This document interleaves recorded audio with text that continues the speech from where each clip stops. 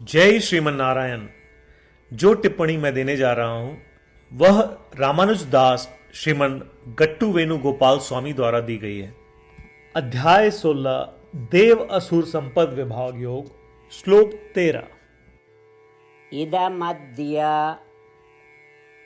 मया लब्धम् इमं प्राप्स्ये मनोरथम् इदमस्ति इदमपि मे भविष्यति पुनर्धनम्। ओम। गीताचार्य श्री कृष्ण परमात्मा हम सभी को अर्जुन के साथ देव असुर संपदा विभाग योग सिखा रहे हैं।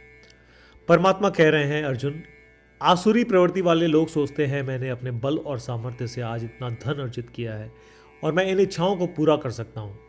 यह धन मेरा है और भविष्य में शेष धन भी मेरा ही रहेगा।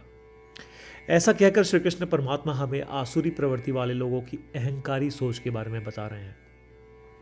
यह समझते हुए कि हमारा जन्म स्वयं हमारी इच्छा से प्राप्त नहीं हुआ, हम यह कैसे कह सकते हैं कि हमने ये सभी परिवार और संपत्ति अपनी शक्ति से अर्जित की है। इसलिए अहंकारी सोचने के बजाय हमें यह समझना चाहिए कि यह मानव जन्म एक अद्भुत और अनमोल अवसर है जो परमात्मा ने हमें अपने कर्मों को शुद्ध करने और उन्हें प्राप्त करने के लिए दिया है। इसलिए हम निरंतर उन राक्षसी गुणों, राक्षसी प्रवृत्ति और बुरे व्यवहारों से छुटकारा पाने का प्रयास करते हुए जो श्री कृष्ण परमात्मा को पसंद नहीं, अपनी जीवन शैली को इस तरह सुधारें कि हमारा मन श्री कृष्ण परमात्मा के साथ जुड़ जाए और श्रीमन नारायण को प्राप्त करना और केवल श्रीमन नारायण की शरण लेना ही जीवन का परम लक्ष्य बना लें।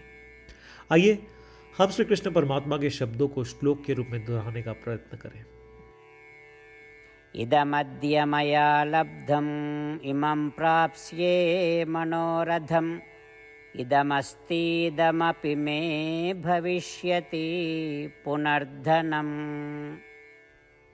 श्रीमद् भगवद गीता का संपूर्ण सार श्री कृष्ण परमात्मा द्वारा अध्याय 18 श्लोक 65 से 70 में 8 कार्य करने के लिए दिया गया है। श्री कृष्ण कहते हैं, मुझे वे लोग पसंद है जो इन 8 बातों का पालन करते हैं। मैं उन भक्तों की हर प्रकार से रक्षा करूंगा। श्री कृष्ण परमात्मा द्वारा बोली गई संपूर्ण भगवद गीता को सुनने के बाद अर्जुन कहते हैं, करिष्ये वचनम तव, जिसका अर्थ है, कृष्ण, मैं वैसा ही करूंगा जैसा आप कहेंगे। यही कारण है कि श्री कृष्ण ने अर्जुन को सभी प्रकार की सफलताएं और जीत प्रदान की है। आइए परमात्मा को वचन दे कि हम इन 8 कर्मों का पालन करेंगे। ऐसी कोई पूजा, तप या यज्ञ नहीं है जो परमात्मा को यह शब्द देने से बढ़कर हो। मैं कहूंगा कि ये 8 प्रतिज्ञाएं हमें करनी चाहिए। कृपया आप सभी इन्हें अपने दिल और दिमाग में सोचें। इस प्रकार श्री कृष्ण को अपना वचन देते हुए आइए हम सभी श्री कृष्ण के सुंदर चेहरे को खुशी से चमकते हुए देखें और आनंद का अनुभव करें। जय श्रीमन नारायण। ये है हमारे 8 वचन। हमारा पहला वचन, हे श्रीमन नारायण, जैसा आपने निर्देश दिया मैं हमेशा आपका ध्यान करूंगा और आपके बारे में सोचूंगा।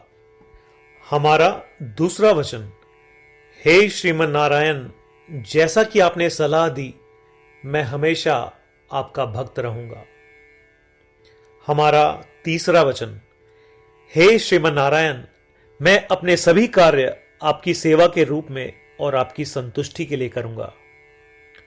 हमारा चौथा वचन, हे श्रीमन नारायण, जैसा कि आपने अनुसरण करने के लिए कहा था, मुझे पूरा विश्वास है कि मैं आपका हूं और मैं हमेशा अपने हाथ जोड़ूंगा और आपको नमस्कार करूंगा। हमारा पांचवा वचन, हे श्रीमन नारायण, मुझे आपके शब्द मामेकम शरणम व्रज याद आते हैं जो आपने सिर्फ और सिर्फ आपको ही समर्पण करने को कहा था। श्रीमन नारायण, मैं केवल आपके प्रति समर्पण करता हूं। हमारा छठा वचन, हे श्रीमन नारायण, मुझे आपके शब्द मां सुचह याद आते हैं कि आप हमें शोक न करने का आश्वासन दे रहे हैं। मैं अब शोक नहीं करूंगा।